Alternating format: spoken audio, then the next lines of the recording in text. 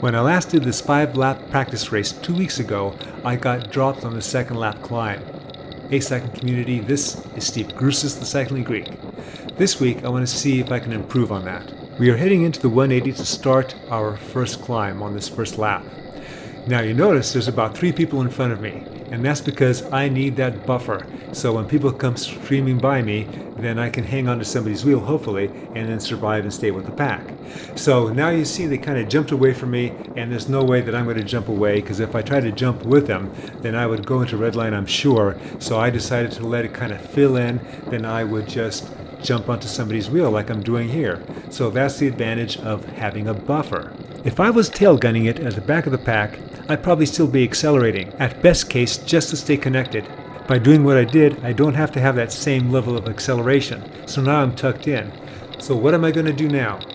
I'm going to look for an opportunity to move back up toward the front. Of course, something like that is easier said than done, especially in this situation when you have 2 or 3 riders that have just formed a break. One of the riders on the break is a Velo Kings rider. The other rider I'm not sure about. I think there's only 2. Now, the other major team in this pack is the Ride Bikes team.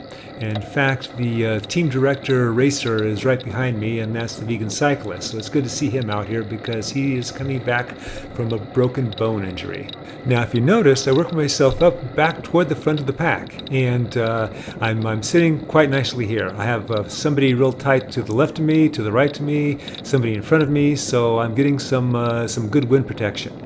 Now, what typically happens here is that there'll be an acceleration, especially with those rabbits out there. Somebody's going to jump, and these guys are all strong, and then I'm going to have to do what I can to jump with them.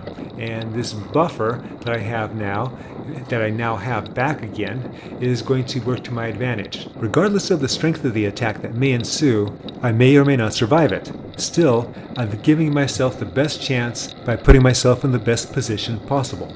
Jumping forward a bit, the pack is still being pretty patient, which I appreciate.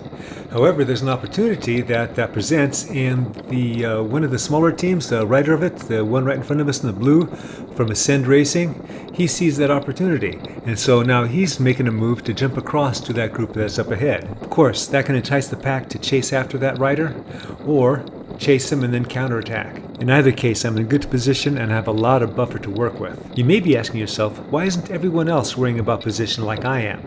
Well, everyone else isn't 2 months away from being 66. They have a lot more leeway to work with than I do.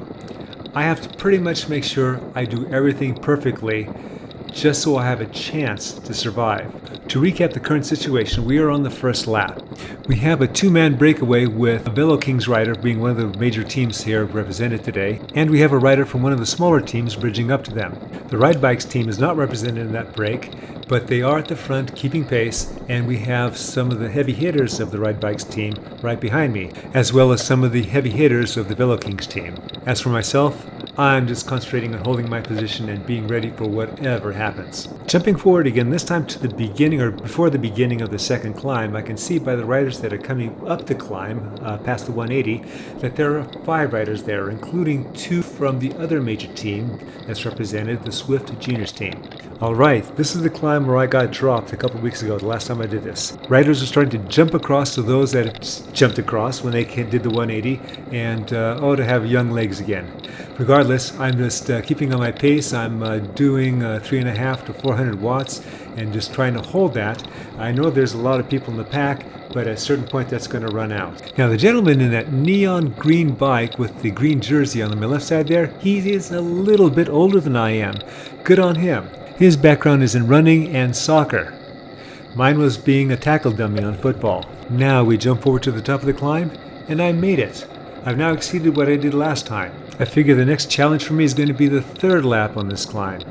And all of a sudden, the speed picks up, and I don't know why I'm not able to answer it and go with it. So now I'm pushing like 450 watts. I'm figuring these guys are going to slow down any moment and I'm going to reattach, but these guys just keep going.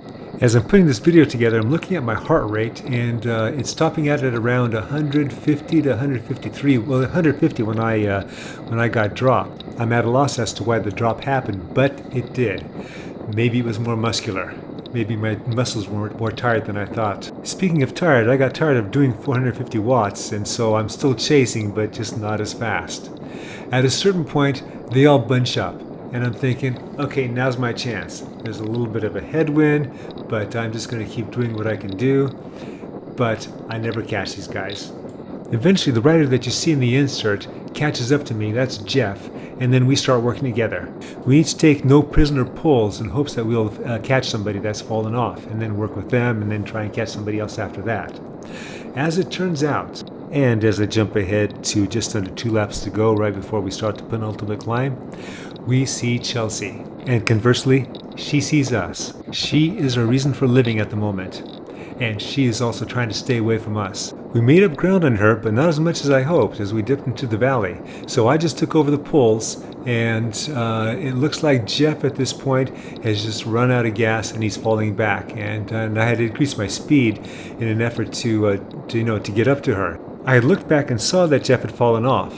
And I was concerned that if I waited for him, that we would not catch her. I also had good momentum, good power, and I felt that I was going to catch her. Then she and I can work together and go find someone else to try and catch.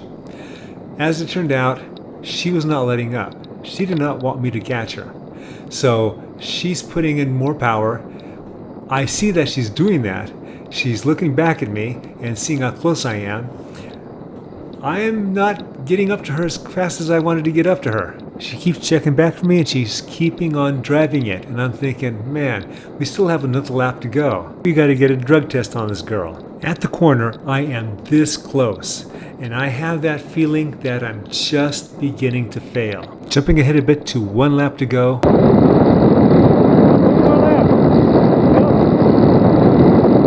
She went to the edge and then she went over. So she either intended to do 4 laps, and so she did everything she could to stay away from us, which she did, or she did everything she could to stay away from us, but then died out as she crossed that 4th lap. Either way, that was a sustained, strong effort on her part. So I slowed up a bit when I saw she wasn't going to go around again, and waited for Jeff to catch up. Jumping ahead to just before the sprint, here we are, the last 2 guys on the road. But I still have to practice my sprint. I got to sprint when I'm tired, and here's my perfect opportunity to practice this. Now, Jeff was pretty tired. I hope you enjoyed this video and learned something from it. Always remember, comment, like, subscribe, The Cycling Greek.